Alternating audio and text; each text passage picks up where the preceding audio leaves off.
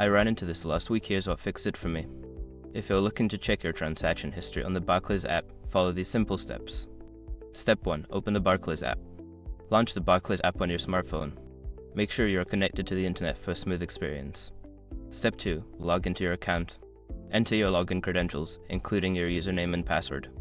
If you have biometric login enabled, you can use that for quicker access. Step 3. Navigate to Accounts. Once logged in, tap on the Accounts tab at the bottom of the screen. This will take you to a list of your accounts.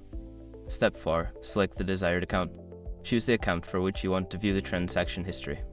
This could be your checking or savings account. Step 5. View transaction history. Scroll down to find the transaction history section. Here, you can see all your recent transactions, including dates and amounts. If you want to filter by date, look for the filter option. Remember, if you don't see recent transactions, try refreshing the page or checking your internet connection. Happy banking!